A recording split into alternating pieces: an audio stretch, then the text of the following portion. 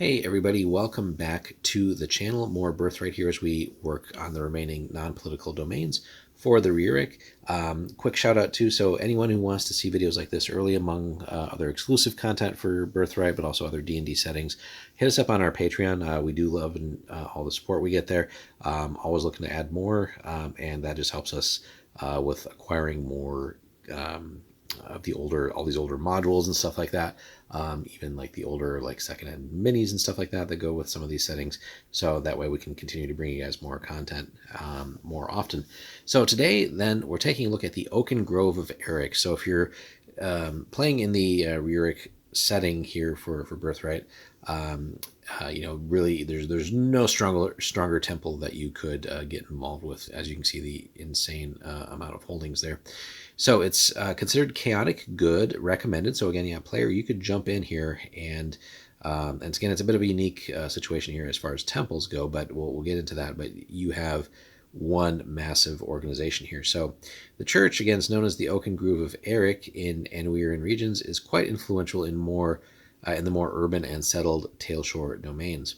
So as far as temples go, and typically with these like non-Anwiran ones, sometimes the resources are a little bare, but not here. Regency generated and accumulated, right? That's massive. 61 over 42 there. So plenty of points to spend there to really grow and expand or do whatever you want almost. Treasury also very healthy for what really amounts to, like this is like, the god of nature and all that. But that's a pretty healthy treasury. That's more than most of the political domains out there, right? 30 gold bars is absolutely nothing to sneeze at. The current regent, should you want to take on that character, or if you could also roll your own, but Gunter Brandt, which sounds like a Brecht person, right? But it's a level 10 priest of Erik, has a pretty big bloodline too, and chaotic good. But level 10 priest is nothing to sneeze at in this setting either. But he's a Brecht immigrant bearing the blood of Rainier, is living proof that there is no fanatic like a convert. Upon immigrating to Dosone with his parents 3 decades ago, he did embrace the faith of Erik and took his vows as a druid.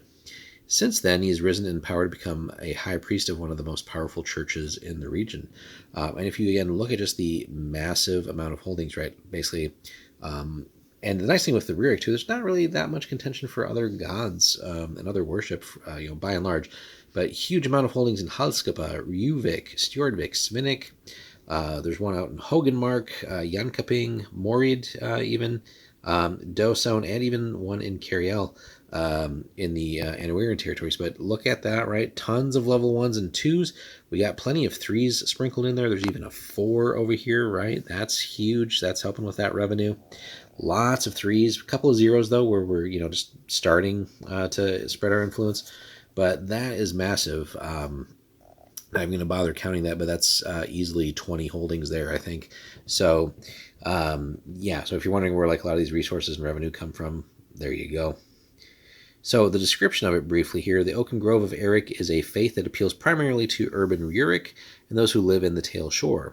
Wilderness Erik, or those of the Northlands and Wildlands, consider the Oaken Grove to be somewhat foreign. Interesting idea, right? Even within their own culture. But the church continues to gain adherents. In the wilder realms, the Grove has yet to make serious inroads on the power of the other major temple of Erik, the Emerald Spiral, which we'll get to later. But if you're looking for a nice, easier one to jump into with, again, the more urban, the more settled Erik, but also, again, got some influence in the Anwiran realms here in the north west of their territories, this is a great one to get into. You don't, again, really have all that sort of interfaith competition, really, that you see with a lot of the Anwiran and other territories. This is pretty much just your bread and butter to expand and rule wisely, although, again, the character as is here is labeled as a little bit of a fanatic, right, and is a convert into the religion and the faith. But the bigger obstacle really would be the internal one is you have that other denomination of Erik, but more so the urban versus the wild and less settled and civilized Erik. So but that is, again, just something that can develop into the campaign and as little other problems come up. But really, it's just a matter of like, what do you really want to do with that? So that is a quick overview of the Oaken Grove, guys. Easy one to jump into. And again, you are spoiled for territories, but that could be one too where maybe an obstacle is just the sheer logistics of running a faith that is that spread out, but also just has that many things going on. So that'd be one where you probably want to take on some lower level priests, make them lieutenants and things like that to really help out. But this is already a massive war chest as far as just stuff that you can do starting out. Right, this isn't like a bare bones realm that is poor and you need to build up an economy. You have quite a bit of wealth there, so you could even drastically increase that. Which, if there's some political ambitions there too, that's a lot of money and resources to bend other political rulers to your liking even. So let us know, guys, if any of you have run into the Oaken Grove in your campaigns and used that as DMs, or were you running this as a realm, or just other adherents to the faith. Hit us up in the comments, like and subscribe, and we'll see you in the next one.